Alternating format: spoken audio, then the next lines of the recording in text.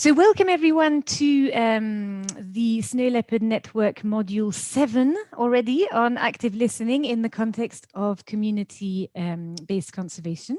So just to give you a little, I can't seem to move my slide. Right, just to give you a little context, this short session today is an offshoot of Module 3 on the partners principles of community conservation. And as part of our discussions around empathy, a number of our participants in the module wanted to learn more about active listening, hence this short course today. So very brief introductions. I'm Juliet Young, and today I'm joined by a wonderful group of people who will help facilitate this session. So we've got Ajay, we've got Justine, Deepshika, Ranjini, Nadia, Abhijit, Benazir. I thought Jennifer was coming, but she isn't, and I haven't got Benazir's picture, so I apologize for that. But they're absolutely wonderful and have joined us at very short notice to help out. So thank you all. Now, in terms of our agenda for today, I'm going to give a very quick introduction to active listening and how it can be used in community-based conservation. We're then going to have 2 practice sessions of active listening in small groups, practicing some of the aspects that we will learn about now, before having some feedback on those practice exercises with maybe any of the struggles or concerns or benefits or whatever that you might have highlighted. And also then I'll have a very, very brief introduction at the end to active listening in larger group settings. So the focus today will really be on active listening in a one-to-one situation, but we will sort of see how active listening can also be incorporated in larger group settings. And then towards the end, we'll just have a quick feedback session again with any of your thoughts, and wrap up in a couple of hours' time. Now, we listen for lots and lots of different reasons. We listen to obtain information, to better understand issues, to enjoy ourselves, to learn, etc. But it turns out that we're actually not very good at it. So research seems to indicate that we only remember about 20% of what we hear. So clearly listening is a skill that we can all benefit from improving, especially when working with local communities, as it can avoid conflict and misunderstandings. And in order to highlight that, I'm going to ask Justine to come in with a short activity. Yes. Yes, great. So everyone, we're going to start with an activity. It also is a nice way, as an icebreaker, to get everyone comfortable with being on Zoom, and with also so you can express yourself.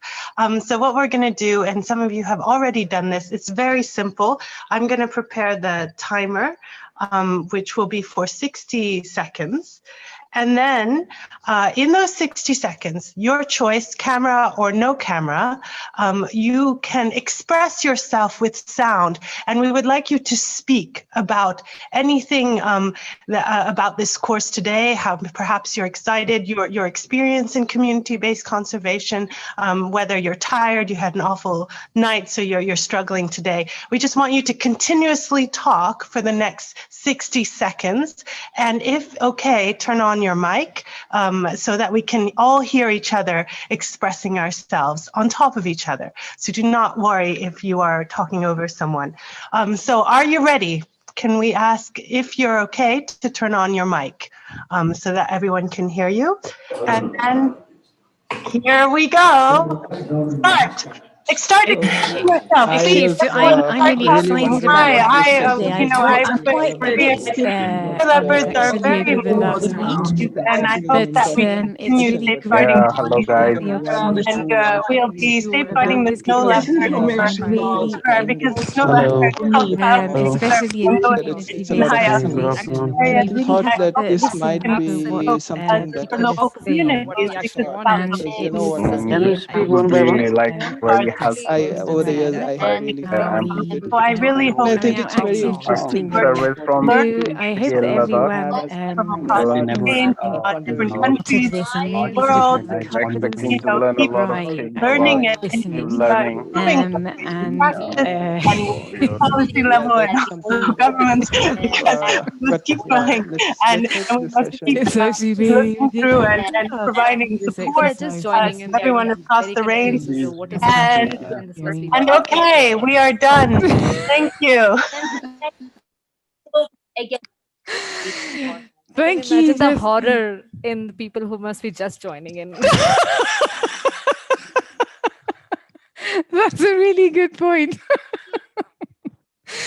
Okay, so thank you very much, Justine. And so I think, yeah, that sort of shows what this course is not about, and and what we're not going to be doing. And also, it just shows how incredibly difficult it is when everyone's talking at the same time, and you're sort of trying to listen while you're talking, and it ends up being a complete mess.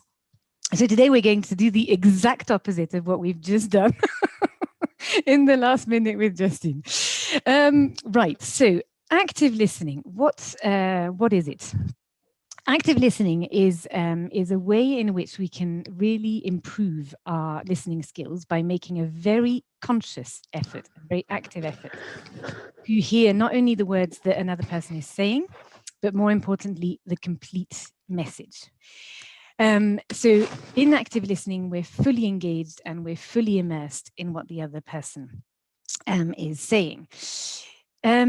So the idea really is that we're moving from hearing, which actually doesn't require a huge amount of energy, all the way up the scale to listening to help others. So this is really this active and empathetic listening, and it does require a lot of effort and quite a bit of practice.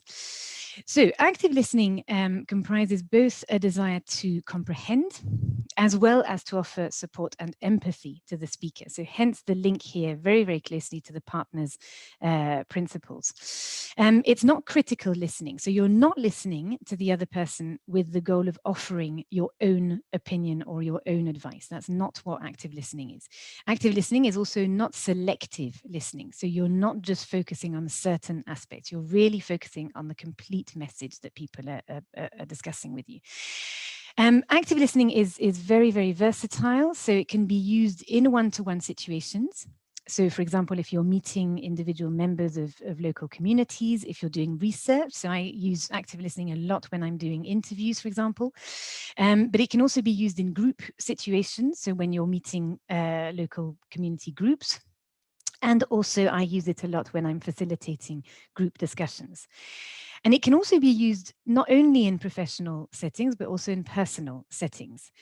But you have to be a little bit conscious of the context, and active listening isn't for all situations or all of the time.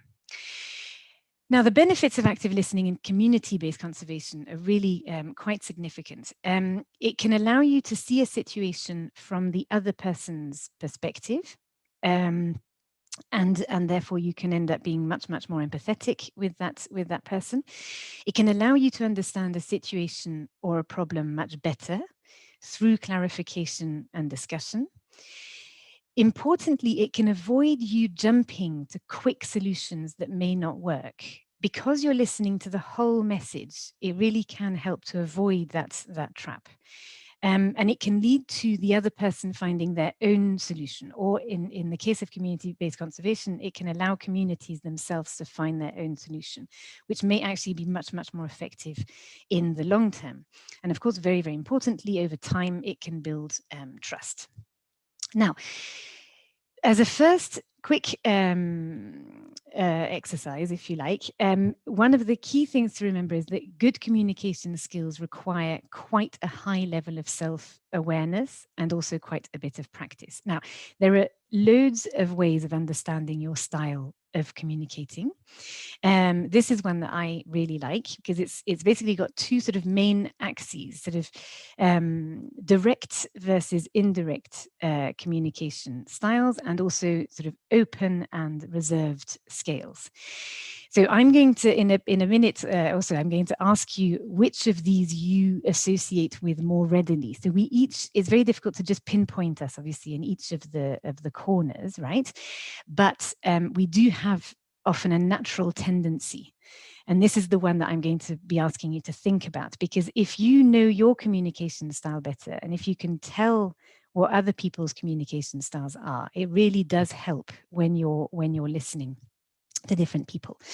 So on the left-hand side, we've got the relator, represented by a dolphin. It's using a very personal communication style. So they're usually quite sort of slow-paced and indirect, and they're very much a relationship-oriented approach. Relators are usually quite easy to work with. They're usually quite good listeners, and they're very good at sort of cooperating with others, but can seem to others quite sort of emotions driven. The socializer, represented by a monkey, is very much based on an intuitive communication style. So they want to build relationships, so they're very open, but they've got quite a fast-paced approach. So they're usually very enthusiastic, very fun, very persuasive. They like interacting with others and being in sort of lively environments. They're quite talkative, they work well with others, they quickly switch from one activity to the next, which can be a little bit difficult for certain people, and they really thrive on being praised. The thinker, so on the bottom left, is represented by an elephant. This is usually people who have a communication style that's maybe slightly slower, maybe more indirect, quite close personal style, so quite reserved. They're often quite sort of efficient and perfectionist. They work well alone. They can be seen as a bit picky at times. They have a very analytical approach to their work, so preferring things in writing, using facts, logic, etc.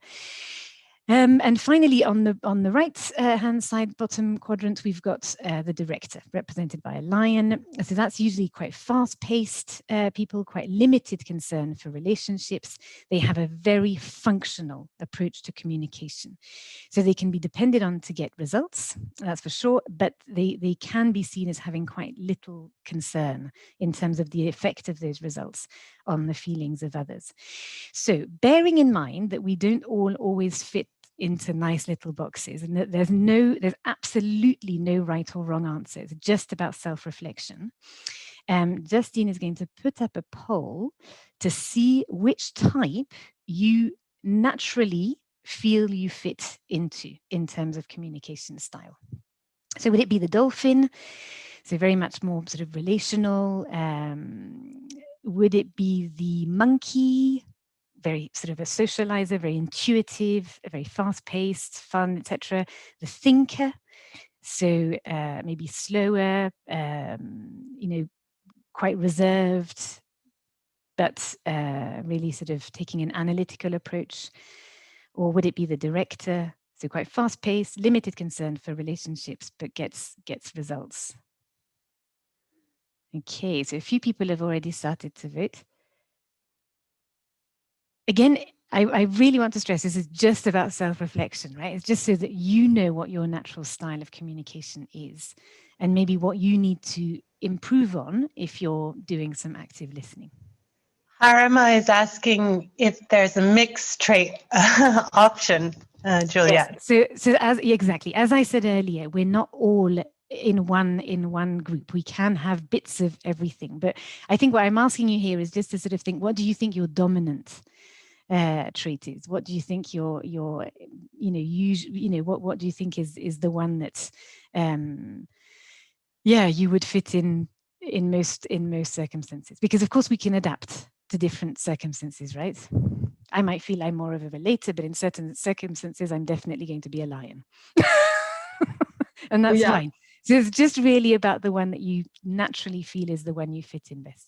And also, importantly, the one that you feel you are doesn't necessarily reflect the one other people see you as, right? So I might like to think that I'm a relator, but other people might think of me as a I don't know, as a socializer. So there's that as well to take into account. It's just to self-reflect a bit. I shared the results. Everyone voted Juliet, and here are the results. Okay, great, thank you, fantastic. So we've got nearly half seeing themselves as dolphins. So that's really interesting. Quite a few elephants, fewer monkeys, and very few lions. Okay, super. So again, maybe just think about it a bit when you're thinking about active listening, and think about how your natural style might impact on how you listen. Okay, so thank you for that. How do I get rid of this? I'm just going to get rid of this like this. So a few simple steps then on active listening. So the first aspect that I want to make you aware of is the need to pay attention when you're in an active listening mode. So this means that you're really giving the speaker your undivided attention. You have to put aside mental distractions, including your thoughts, and don't mentally prepare a response, because when you're mentally preparing a response, you're not listening to the other person. The next step is really to show that you're listening. So use your own body language and gestures, etc., to show that you're engaged. So this could be nodding, smiling when appropriate. It could be using other sort of facial expressions. In terms of eye contact, in general, you should aim for, well, according to research, like 60 to 70% of eye contact while you're listening. But this very, very much depends on context and culture. So really the idea here is to encourage the speaker to continue with non-verbal cues like nodding, like small verbal encouragements like yes, I understand, etc. So again, quick aside here about self-reflection. In terms of facial expressions, I know, for example, that I'm very open in my facial expressions. So everyone knows when I'm happy, when I'm angry, when I'm surprised, etc. And this is something I'm incredibly mindful of when I'm doing active listening. For example, if somebody is talking to you and mentions a shocking activity, like, I don't know, an illegal activity that you find really difficult, I know that my natural reaction would show on my face. So in active listening, I'm particularly aware of keeping, a really neutral expression, open but neutral expression, so that they don't feel judged and they don't close up. So make sure your posture is open and interested. Maybe lean towards the other person if you can. Avoid folding your arms because that really signals that you're closed and not listening. Provide feedback. So again, don't interrupt, right, to provide feedback. But when appropriate, there are lots of things you can do. You can reflect on what's been said by paraphrasing. So this is things like, okay, so what I'm hearing is, or okay, it sounds like what you're saying is blah, blah, blah. So these are great ways of reflecting back because they can encourage the speaker to think about the issue in a slightly different way. So repeating keywords can also be used in paraphrasing. So if they say something like, God, I was really surprised, you can actually repeat the word surprise, which is quite a powerful word because it can reflect back on their feelings, which they may not have fully realized when they were speaking. Ask questions to clarify. Open-ended is usually best because a closed sort of yes or no question can shut down the conversation. So use, the what, how, who, when, where, why, etc.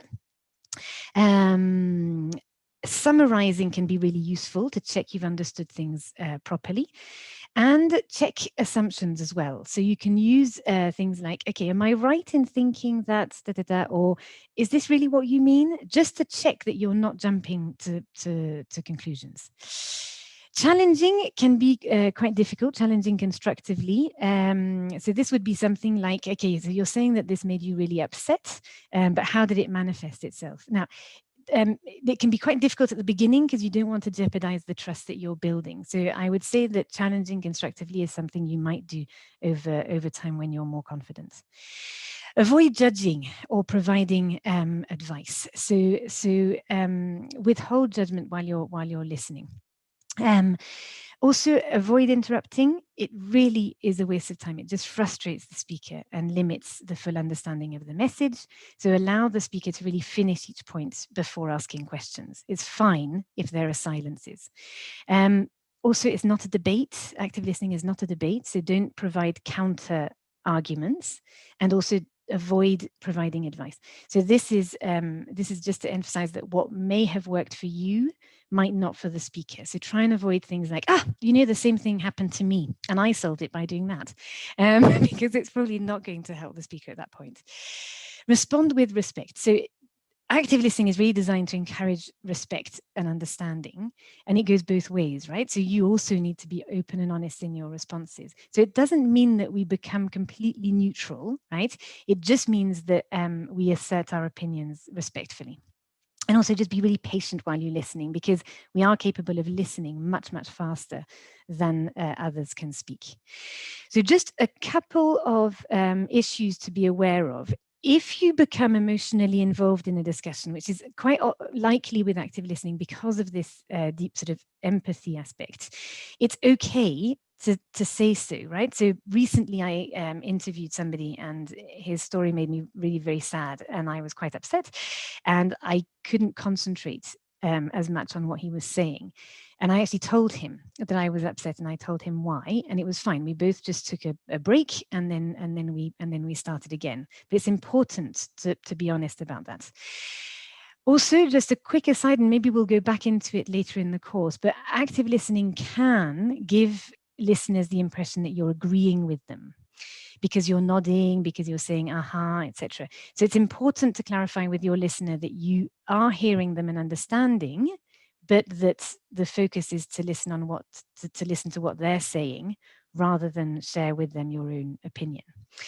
So because we integrate learning much better when we actually practice, we're going to practice a little bit of active listening.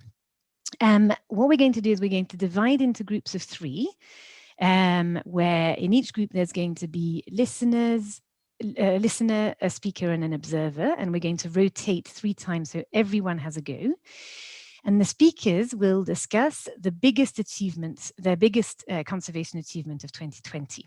The listener will use active listening skills to understand what the speaker is saying, and will try using open questions and clarifying questions. And the observer will concentrate on the person in the listener role, looking for as many active listening skills as possible, picking up on how they listen and suggest improvements. So each interchange will take about sort of 6 minutes, so maybe sort of 3 or 4 minutes of speaking from the speaker, and then at the end a couple of minutes to share observations from the observer mainly. And we'll repeat twice after changing roles. So you will, each of you in your breakout groups, be speaker, listener, and observer. And we're going to have a quick demo with Ajay and Justine. So I think Ajay is going to be the speaker. Is that right? Yes. Yes. Justine is going to be the listener, and I'm going to be the observer. So over to you, Ajay. Maybe if you could let us know what your biggest conservation achievement of 2020 was. Well, the biggest conservation achievement for me and our team, I would think, was the fact that we were able to build some corrals for herders who had lost a lot of livestock last year. How many were you able to build, Ajay? We built 7. And why was it such an achievement? What impact did it have on the community? Well, we're hoping it will prevent future loss, and it was this community is very remote, so just the fact that we were able to go and meet them, talk to them, and get this work done was quite a challenge, I thought. And how did you achieve that? Well, it was hard because last year, because of the pandemic, people weren't allowed to travel. But we have a local team in this area, and they were on the ground, so they were able to sort of opportunistically go and meet the community while making sure that all the regulations were followed, and then sort of meet them over several interactions, and all of that sort of led to this work to take place over about 4 to 5 months. Wow. Juliet, am I done? Okay, yeah, fine. Sorry. Okay, so that was very good. That That was very good. That was very good. And so that was just obviously a little demonstration, but it was really nice because Justine really used open questions to clarify the situation and to go into a little bit more detail. So how many, what was the impact, how did you achieve that, etc. So really trying to get much more into the detail of what was going on. So that was brilliant. Thank you both very much. And so now what we're going to do is we're going to go into our breakout rooms, and we will meet back in plenary at should we say 20 minutes? That sounds good. So Yeah. we've set up groups of 4. In some cases, there'll be 3 if participants lose internet. So you'll get, I'll open all rooms now, Okay, and it will great. be automatically a timer to 20 minutes, but I can send an announcement before 1 minute. That would be great. And let's remember, so biggest conservation achievement of 2020, and really trying to use clarifying questions and open questions as much as possible. And we have our facilitators that Juliet shared in each group. Absolutely. So there'll be somebody to help with the timekeeping and provide any input if needed, and also checking that we can do those 3 rounds in the 20 minutes we've got.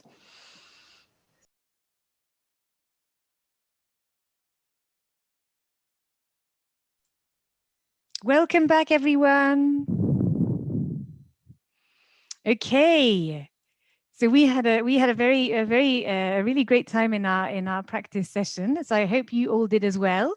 We're going to have another practice session, practicing paraphrasing and summarizing next.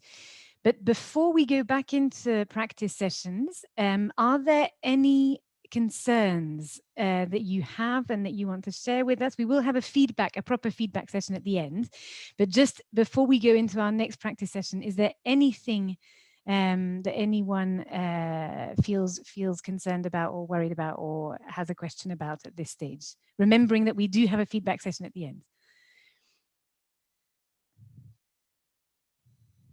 Okay, so is everyone happy to go into the next session, which is on, so we're going to, attends, I can't find my screen anymore. There we go.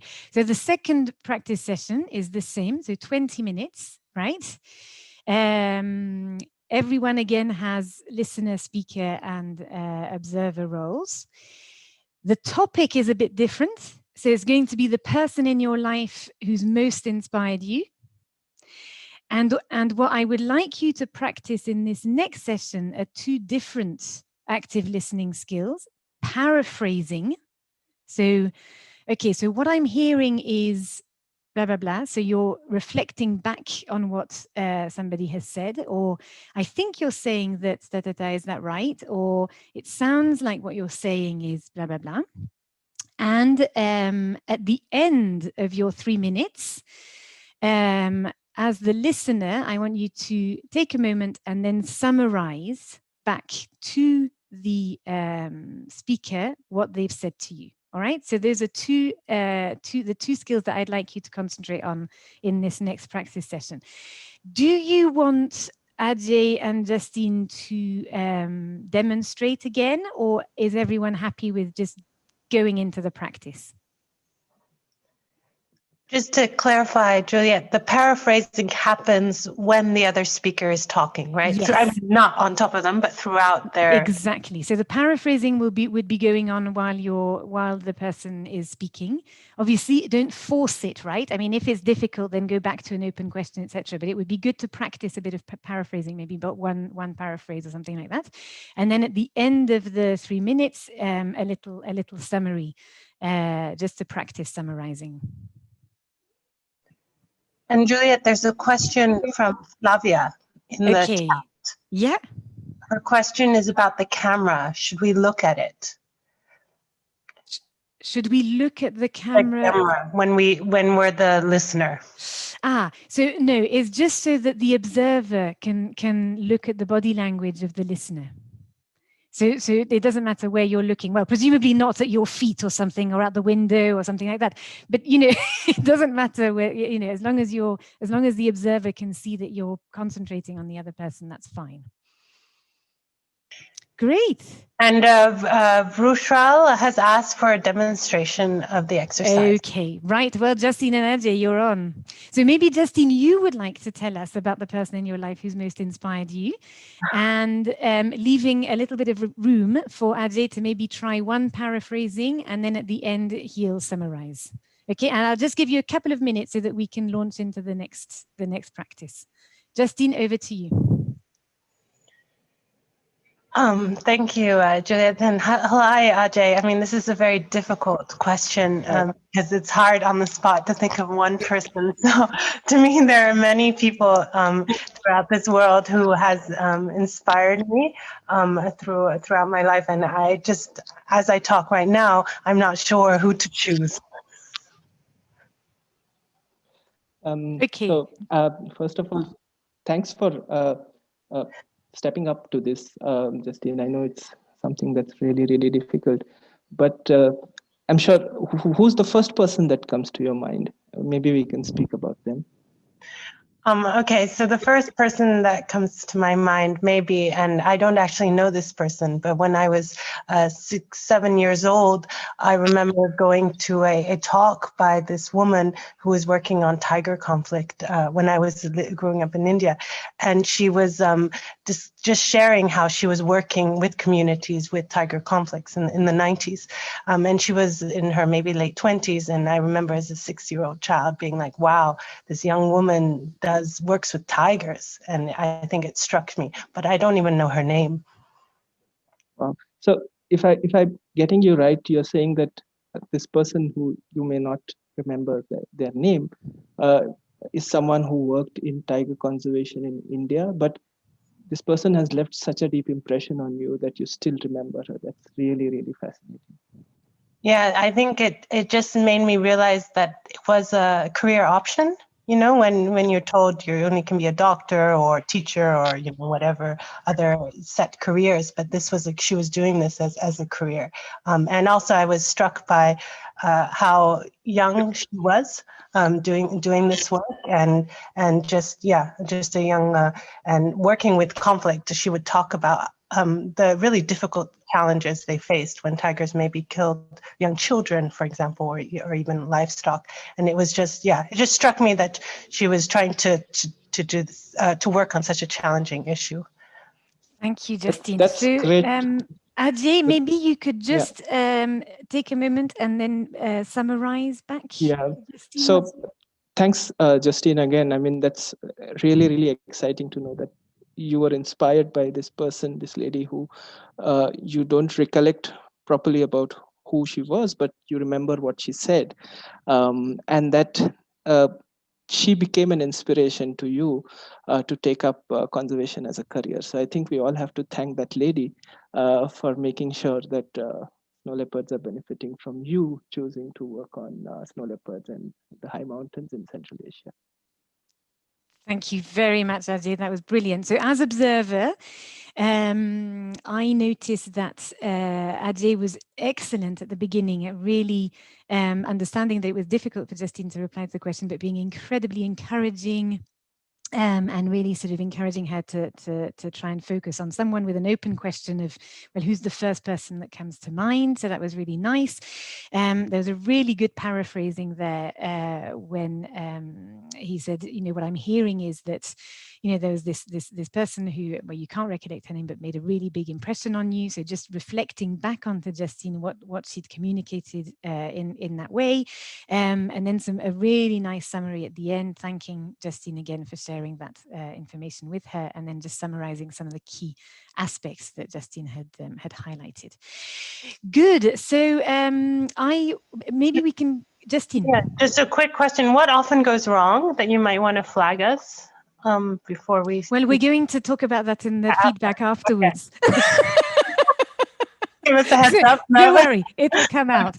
Okay, fine. So I'll let you get back into groups. Another 20 minutes then, Justine?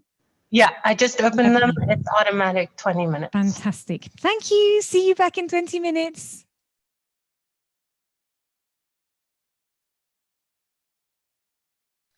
Okay. Welcome back, everyone.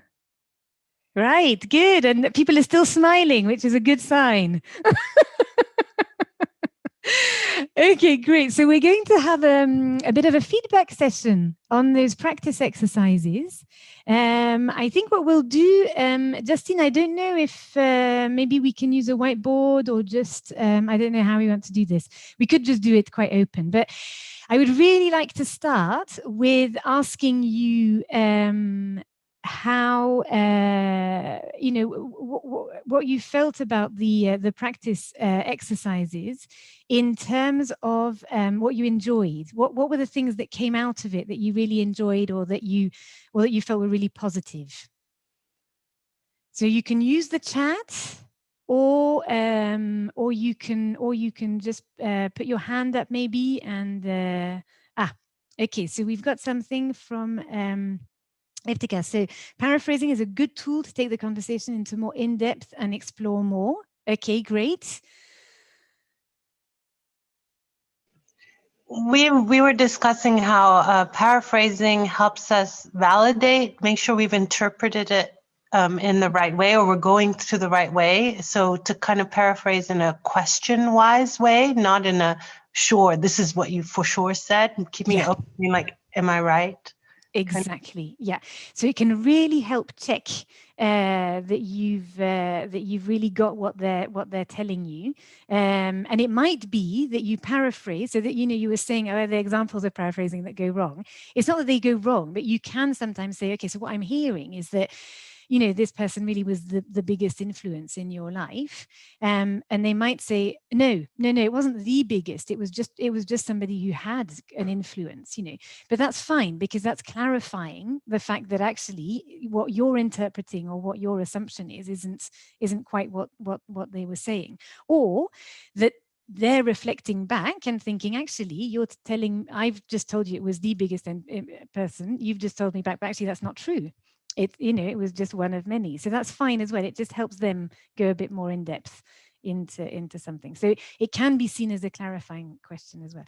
And one of the things we highlighted in our group, of course, is that a conversation isn't linear, right? So of course, we've done a bit of forcing in these practice exercises. I've forced you to use certain things, right? Like paraphrasing, like all of that. But a discussion is not linear. So you're not going to start with the how, when, how questions, then the clarifying questions, then the paraphrasing, and then the summarizing. It doesn't work like that. You can use all of them at different times. So in our group, one of the examples was that somebody summarized, and actually that summary triggered something else in the discussion that the person then went on to talk about. So, you really have to see all these different little tools as, being available all the time, and not necessarily, sort of segmenting the discussion at all. Okay, so we've also got a comment from Nilufa. So it helps to build more empathy with the speaker to understand the main points of the issue. Yeah.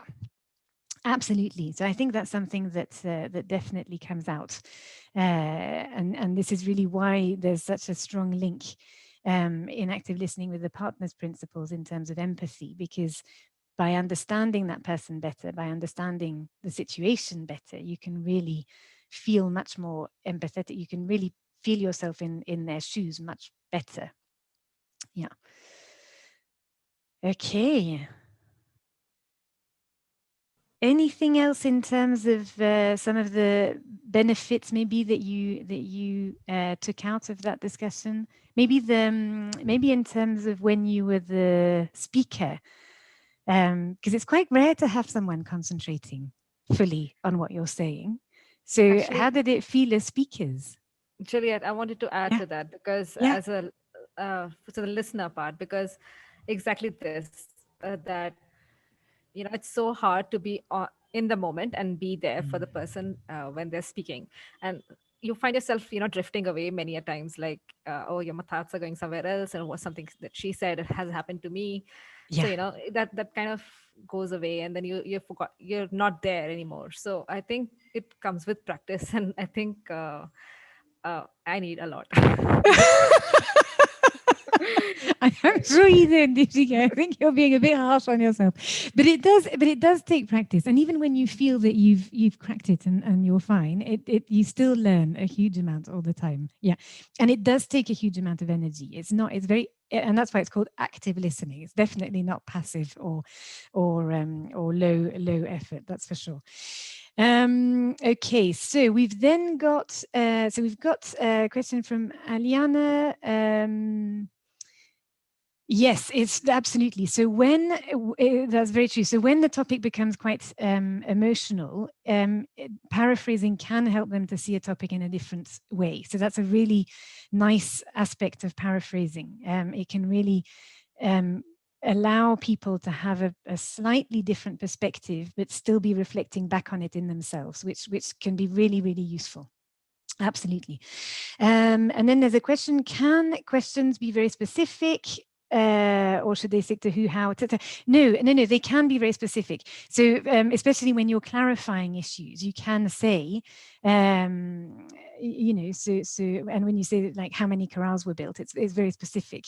You're really wanting a response, and that's that. So that's fine. It's just that I guess you just have to be aware that if you use too many closed yes or no or one answer questions, it can sometimes stop the conversation flowing a little bit. So it's just to be aware that open questions open up the conversation and closed questions have a tendency to close them down. But if you need to ask a very specific or a closed question, and you will do, that's absolutely fine because it helps clarify the situation. So that's fine. I just want to ask, are there some pointers on how to keep the personal from the professional?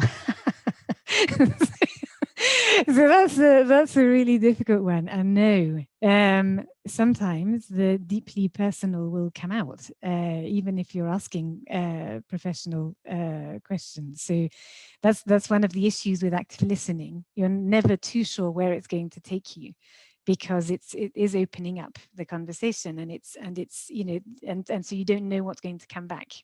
But as I say, if it becomes very emotional and if you're finding it hard to deal with, it's absolutely fine to let the speaker know.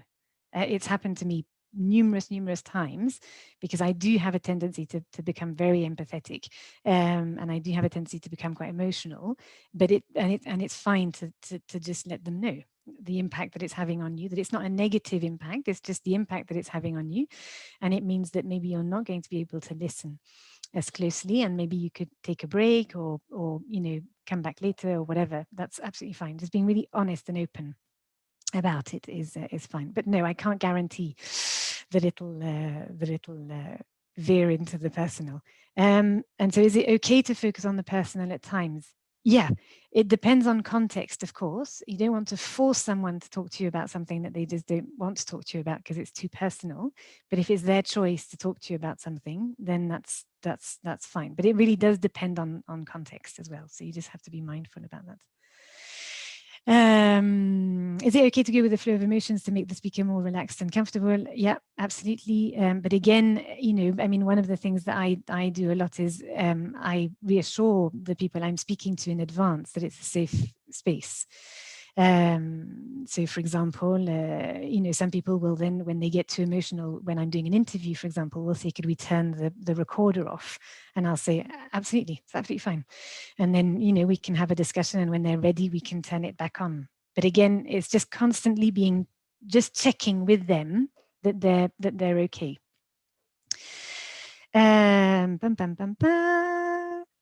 So we're talking also in our group about active listening on a platform like this, video conferencing. Video conferencing is obviously not the best way to do active listening. Asking people to repeat themselves can be awkward, especially when it's personal instead of repeating facts. Yes, so obviously that's the way. But it also happens in face-to-face. So for example, I work with people who have very, very strong accents.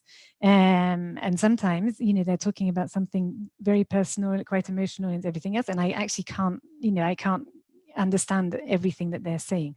So sometimes you will have to just ask them to. But again, I always say things like, I really apologize. I know that what you're saying is quite emotional and quite difficult for you to share with me, but I am having problems understanding what you're saying. Do you think you could repeat it back to me again, maybe a little bit slower or something like that? That's fine. It's just you being honest and actually sort of explaining that you want to help them, you want to understand them, but at the moment you can't, and so it's just a question of letting them know, basically. Okay. Yeah, Justine. About maybe other members here will be able to add too is, in different cultures, often some settings, people don't want to challenge what you say. So you might paraphrase or summarize and say, is this right? And then people might just nod, so and say, yeah, of course, because it's not so okay to challenge what you've said. So just be aware of that, or just any thoughts? I just wanted to ask. Yeah. So it might be that in those contexts you don't use paraphrasing a huge amount. So you ask clarifying questions. So instead of sort of saying, so what I'm hearing is blah blah blah blah blah, and they're just going, yep, that's it, yeah. You can actually say, you can actually just put it back as a question. So sort of saying, when we discussed that, what did you mean? And then it's open. They can't fall back on you and say, well, what you said, because you didn't say anything. So it's just put it back on them, and maybe not using paraphrasing, for example, as much as you would maybe in another context. So it's just adapting your toolbox, basically. So how important is it to be mindful of one's tone? Yes. Very important, and that reflects back maybe to some of the communication styles that we might have, because tone is very much a function of our communication styles. So if you're aware that naturally you're quite you're quite forceful, you're quite bossy in your tone of language, so it's just very much like right, okay, we quite like, if that's your natural style, it's fine. But in active listening, just be mindful that that's your natural style, and that some people might not respond to it very well. So it's just that's all it is, really. I mean, the tone is really key, but it just is just about self-reflection on what your natural tone is and how you might want to change that tone if you're in active listening mode. Okay, so was there anything, based on the practice exercises, was there anything that you really struggled with? And I think actually, Justine, was there, I think we missed a poll, didn't we? Yes, we missed a poll. Should we ask it now? Yeah, should we have that now? Because it might trigger some yeah, so which aspect of active listening do you feel you need to work on most? Because I think this is something that all of us can work on things most. Huh? So paying attention, showing that you're listening, providing feedback, not judging or providing advice, and responding appropriately. So which aspect do you feel, after those little practice exercises, but also just generally, do you feel that you need to work on most? During our group, we discussed how with the open questions, it sometimes can come off as judging, when you respond. And not always, but it might, right? So how to maybe try to tone that down. We discussed that. So do you have an example there, Justine? Sure. So, I mean, and we talked a little bit about the pandemic, and one a team doing work during the pandemic, and then others questioning whether their work was safe, for example. And it was open question, it was genuine, right?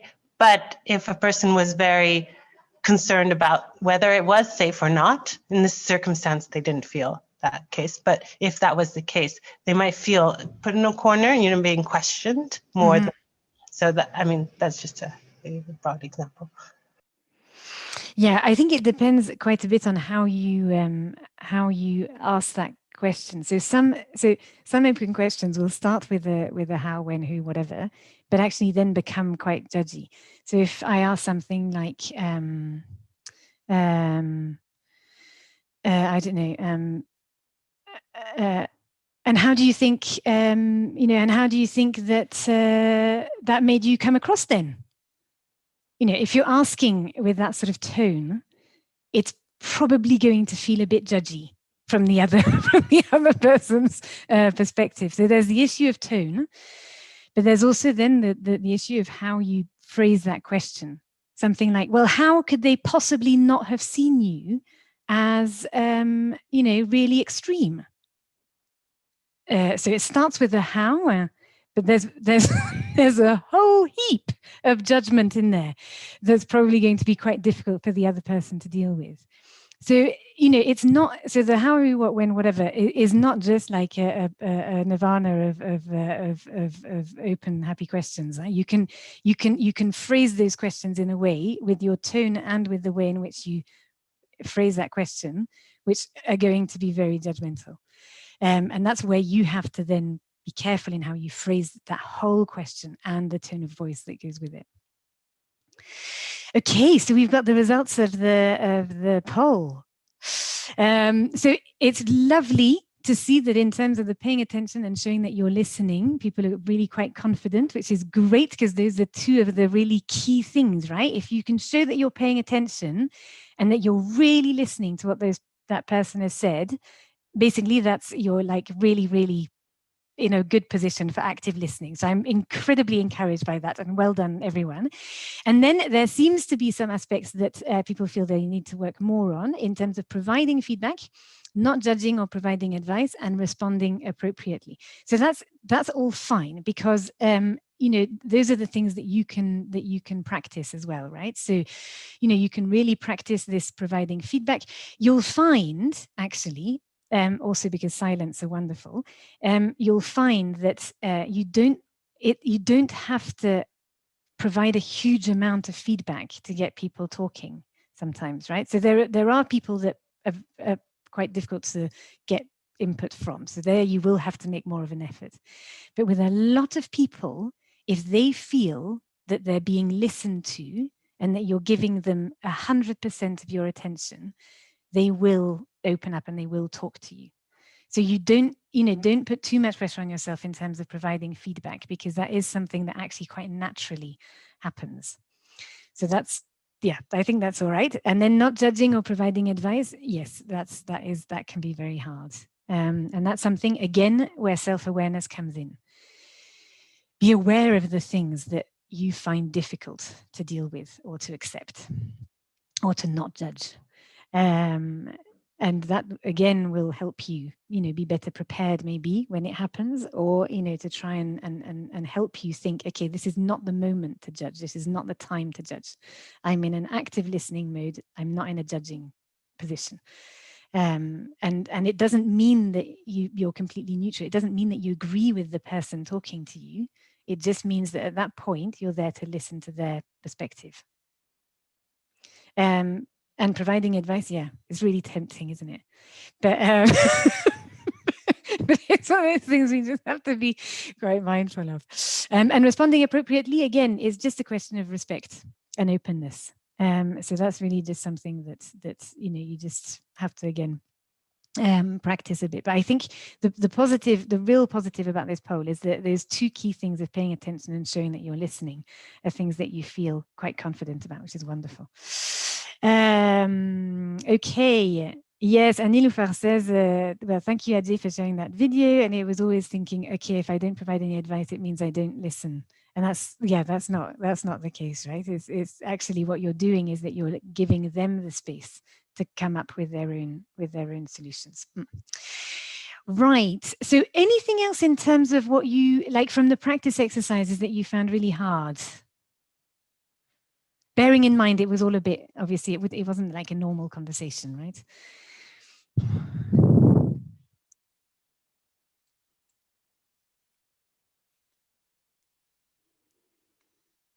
I'm not sure from the Maybe some of the observers, if there were things that you observed that, or as the listener that you found really hard, Nadia? It's just a question that, like, if someone keeps speaking, is it really okay to just interrupt and like try to, oh, is it what you were saying, or is it not appropriate to interrupt person until you have to listen till the person finishes? But the conversation goes really long if that happens. So it can happen. So it really depends again on the context, right? So if they're talking about something that is obviously really important to them, and that you're trying to build trust with that person and really understand their perspective and everything else, then interrupting is probably not a very good idea, because it'll just frustrate them, and they'll probably want to just say it again. So it'll just make things even longer. If you're in a situation where you feel that they're going round in circles and that they've said the same thing over and over again and that you're not moving, then I probably would then interrupt at some point and go, okay, so, and maybe then do a bit of a summary and say, okay, so just to summarize, you said this, is that, you know, is that right? Could we maybe now focus on blah, blah, blah. So you've acknowledged that you've heard them, right? You've acknowledged that that everything they've said has been listened to, and that's fine, but you're now moving them on to something different. So that would probably be one of the ways of doing it. Yeah. Thank you. Aliana, or if you have a pressing question or a confused. Yeah. I mean, you can, you know, if they're talking about something and then you just sort of say, oh, sorry, do you mean that? So that you then understand better what they're saying afterwards, then that's fine. But try and, if you are going to interrupt, try and interrupt at a really relevant and suitable time, because it can stop them. You know, it can, I mean, I know we've all been interrupted in what we've done, right? There are times where it's helpful, others where it's really, really not. So it's just a question of trying to pick when is the best time to interrupt, and just do that quick clarification before, you know, and you can apologize. You can say, I'm sorry, just really quickly, can you just, can I just check that that's what you mean? Okay, great, you know, and then they carry on, and then that's fine. I wouldn't then sort of say, okay, could we just stop there? Because I didn't understand. And then you're like, it's a bit stressful for everyone. Yeah, so that would probably be the thing. Okay. And what of those 4 things that you were practicing, so the open, the clarifying, the paraphrasing, and the summarizing, which were the hardest ones?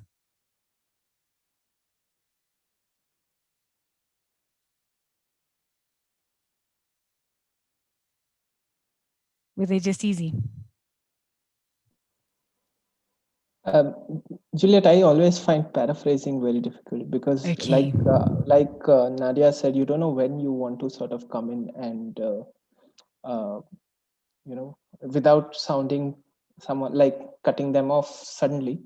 You don't know when you need to come in and sort of try and paraphrase. So.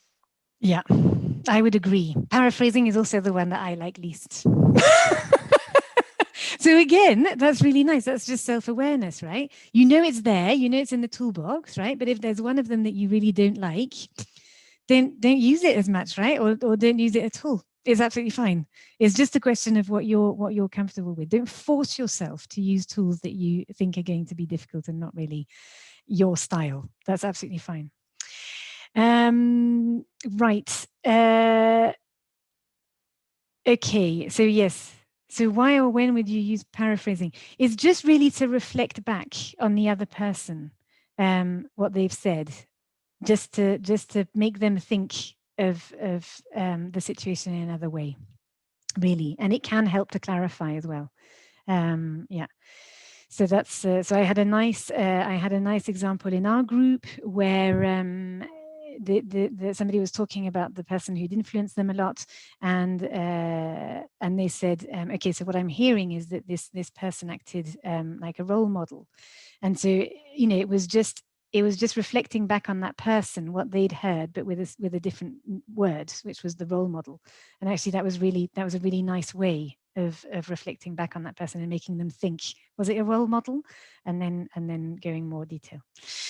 Right, so I think, yes, time is rushing on, unfortunately. So I've just got one more slide to show you, if that's okay, on how you can use active listening in a large group setting. So we've focused a lot on the one-to-one, but I just wanted to show you, I'm not going to go into huge detail because this isn't the topic of the course, but you can use active listening in large group settings as well, using all the skills and the body language that we've worked on today.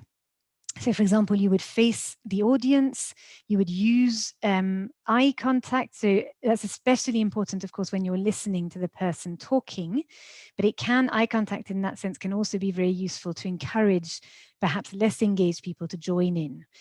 You could also move closer to the participant that's speaking. So instead of leaning forward when you're on a one-to-one, here you could potentially move closer to them to show that you're listening, or in other cases to encourage people to focus a little bit more, and use really open body language. So again, really avoid crossing your arms, really sort of, focusing on nodding, on making encouraging sounds, on really, making the person realize that you're appreciating, acknowledging what they're contributing. Using open-ended questions, but again, in large group settings, it's useful to make the questions really relevant to the group. So you would, questions like, so from our discussions so far, how do these experiences compare with your work? And so you're really relating it back to something that's very tangible in terms of what they do, rather than, so how did you feel about that? Paraphrasing, again, I know we don't like it, but paraphrasing if needed, and checking back. So the checking back is really quite important in plenaries, because you often have lots of different people talking, and you often have to try and bring all that in together. So, so what I'm hearing is that you've experienced this challenge before. Is that right? And then that's just a yes or no clarifying and paraphrasing, which you can use. In large group settings, what I use quite a bit actually is summarizing. So I use that quite a bit, quite regularly, because it's good for me, because I bring all my ideas back in one lump, but it's also good to keep people focused and to really let them know that you've been listening, right? Because you're bringing it all together. So it's not just that they're saying something and then hop, it goes away. It's that they have said something, you've assimilated it, and you're summarizing it back to them. And you can also try group topics together to make it much more manageable for you as the facilitator, and for participants to see more clearly. So that's just a step before the summarizing, if you like, where you bring lots of different topics together, and then you can summarize that and group them so that it makes it easier.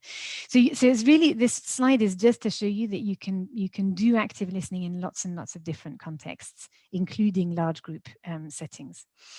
So in terms of next steps, I would say that it's always good for us to reflect on our style of communication. There are loads of different fun quizzes and tests and things online for you to see what sort of communication style you mostly have.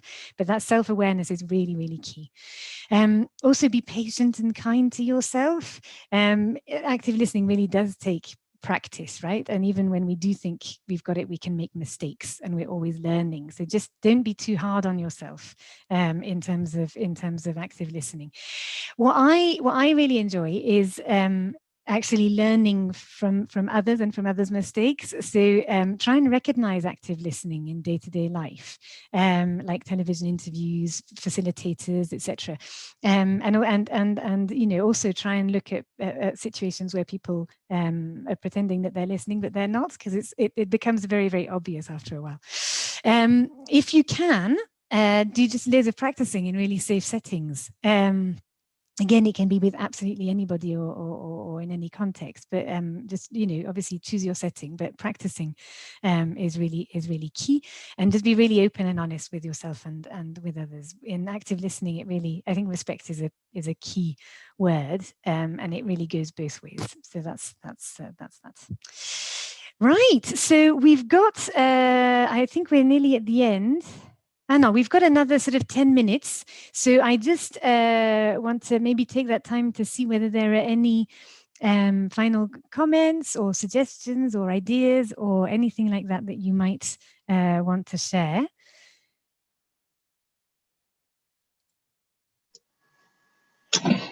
May I ask a question? Yes, please do.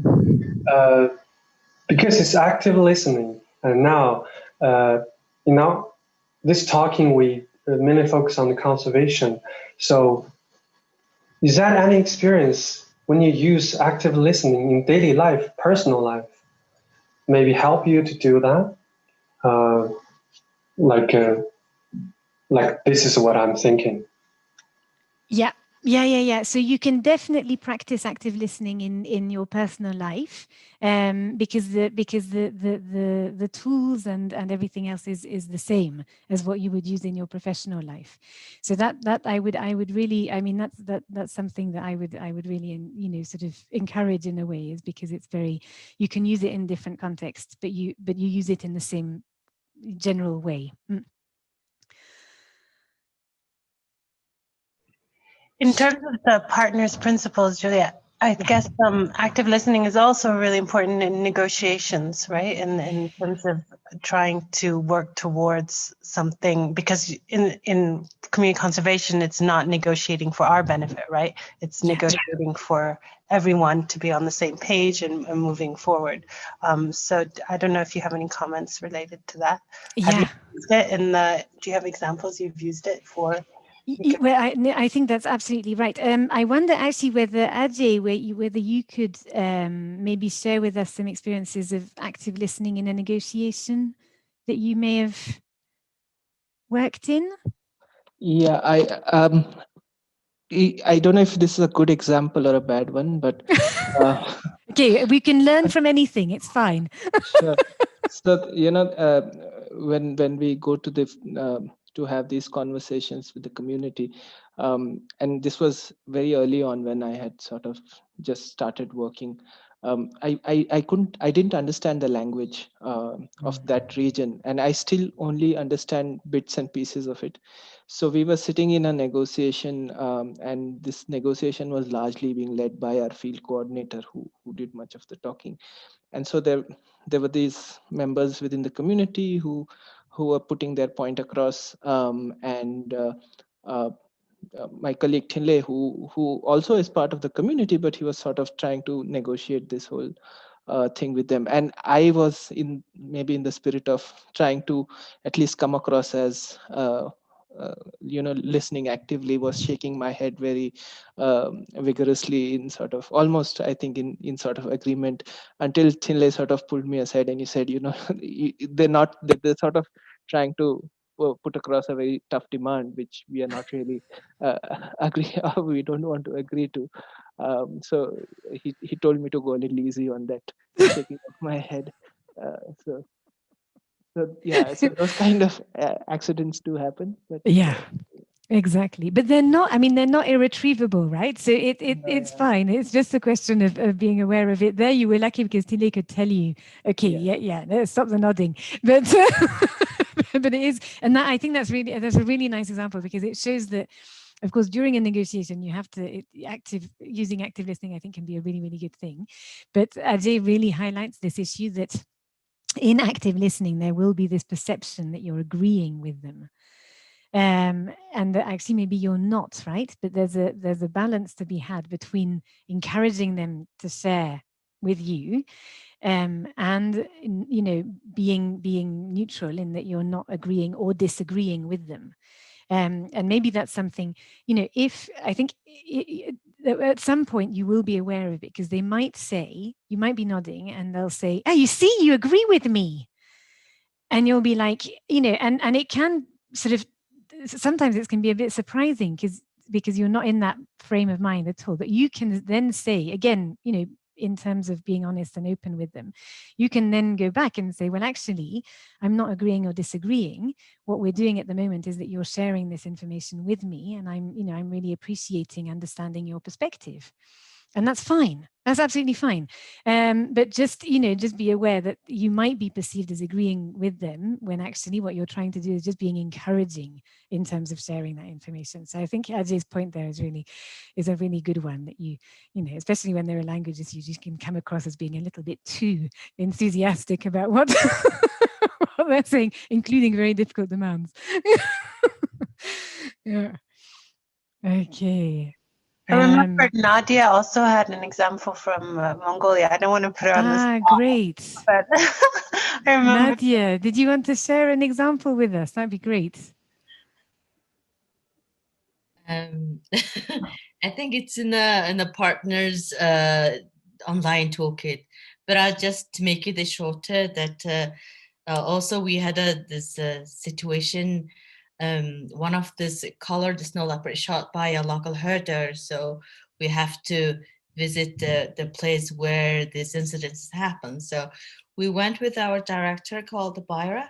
So she was much older than me, and it really happened over 10 years ago. And what happens is when we reached there was already this community meeting is happening, and we just came to this middle of this meeting, and because the reason why herder lost the snow leopard is killed the snow leopard is the herder who lost many goats for this snow leopard, and that's why snow leopard keep coming to their winter place, and he must have frightened, and he just put a trap, and one night the snow leopard caught in a trap, and he just shot there accidentally. That's how it happens. The good thing is the person who informed to our the local people that he shot the animal. So because local people obviously defending this person who shot the snow leopard, because like, oh, how we should cover all these losses if we're not killing these animals and all these things. But every time when there's people opposing to us, and I want to say a few things like, oh, but people are not really in a position of hearing what we have said. But at the end, maybe over an hour later, Bara was like, she didn't say anything about it. But at the end, she was like, okay, so what's the solution? And then this elder man came up and like, we want a compensation and all this thing. So that's how this livestock insurance program initiated in Nagobi. So there I learned like, sometimes it's not a good time to respond back quickly, and sometimes you have to be patiently hearing what all these people want to say, and really regurgitate what they want to say, all this frustration, everything, let them out. Then maybe it's easier to discuss and talk. Otherwise, the middle of their like frustration, it's not really good timing to, especially for these negotiations.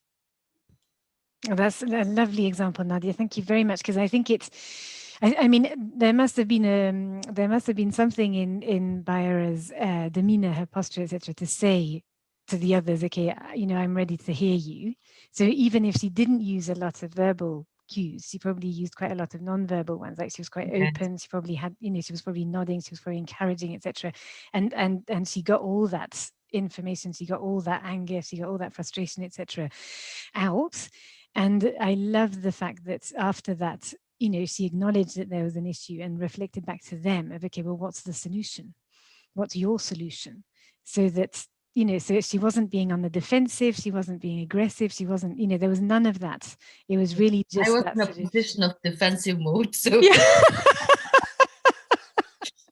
Yeah, but again, because it's quite difficult to do that, right? It's quite difficult to be in that sort of completely open sort of, yes, that open mode. So, and then it reflected back on them in terms of, okay, well, what was their solution? And then of course the discussion can start. So that's a really lovely example of active listening, and the fact that that it can really lead to much more ownership of solutions and in the long term as well. So that's a really nice thing to share. Thank you, Nadia. Brilliant. So I think what we're going to do is just Flavia has her hand up quickly. Oh, sorry. That's fine. Okay, Flavia. I don't know if we have much time. I just wanted to ask a little bit about this particular situation that Nadia was sharing. She mentioned that this solution of paying for losses, and this is something that's really complicated in Brazil sometimes, because for jaguars which are killing the cattle, sometimes people will try to force the payment, even like putting animals that were not killed by the specific animal in the jaguar's account, to try to force it. I was wondering if she could share very quickly when how she solved that, and how to make to try to perceive if they're being trustful, and how to communicate better in these cases where people may be trying to get something out of it. I'm not sure if I'm very clear. That's a very good question, Flavia. I'm not sure it's necessarily very relevant to the active listening. Oh, sorry. No, it's fine. But I was just going to, maybe Nadia could just respond very briefly. And what I would suggest maybe is that you and Nadia then have maybe an exchange about this specific issue. I'm not sure if there are any modules coming up on this, Justine, as well, which could help. No, not directly, but we can work. Okay, so maybe just Nadia, a very quick response, and then we'll wrap up. Yeah, so I'll just give you a quick response. That like we brought up this communal fund together. So basically, this idea is from this our also India partner already implemented. So we introduced this project to this local herders. So in India, there's this livestock insurance program operates. So how about this? So then herder agreed, and that's how this program initiated. So if you want further clarifications, so I'm happy to answer in a person. Yeah, so I'll write my email below down. That would be lovely. Thank you very much, Nadia. Thank you both. Good. Thank you, Flavia. Okay, so that's the end of the course. It's gone incredibly quickly, but thank you all very, very much for being so engaged and active and wonderful as ever. And I think, well, I'll leave maybe Justine and Ajay to say a few last words as well. But from my perspective, I would really just encourage you to not be shy and to practice active listening. And it would be absolutely fantastic to get your feedback on experiences of active listening in the future. So don't hesitate. I think we've got a Google email group, right, for the module. So if you have any experiences and want to share them, good or bad, then I think that would be really fantastic. Yes, there's a very enthusiastic response there, so that's good. Okay, Justine and Ajay, any final words? I just want to thank you, Juliet, for coming. I mean, I didn't do much. It was you really leading. I want to thank you for leading and continuing the module 3, which we soon will have all the videos up, and they might answer some of your questions, Flavia, about community conservation, because it's related to the principles. And that one will be available in the next 2 weeks. But coming forward, we also hope maybe Juliet could do a facilitation training, one session as well, which is also great for big groups, how to facilitate with large groups, which is useful for community conservation again and wider settings. So I don't know if you could do that, Juliet, if your time allows. Yeah. No, I'd love to. If there's interest for it, that would be fine. Yeah. Yeah. So maybe let us know if there's interest for that. below. And we hope to also do a monitoring and evaluation training related to community conservation later this year, because there are many different approaches to do that. So we'll also do that. So that's all I wanted to say. I don't know if Ajay, any last words? No, yeah. I also thanks to all the facilitators who showed up at notice of just a day. So thanks. We hope you all also benefited from this session, and of course to the participants who've been great sports in participating in all the activities. And yes, if there are any more questions, I guess there may be a few more, but we'll take those over email. So feel free to write to us on that same group, and we'll make sure that your answers get questions get answered. Sorry. I see there's one question by Ritika. Maybe, Juliet, we can respond by email related to different languages. And yes, absolutely. Yeah, sure. Yeah, I'd love to.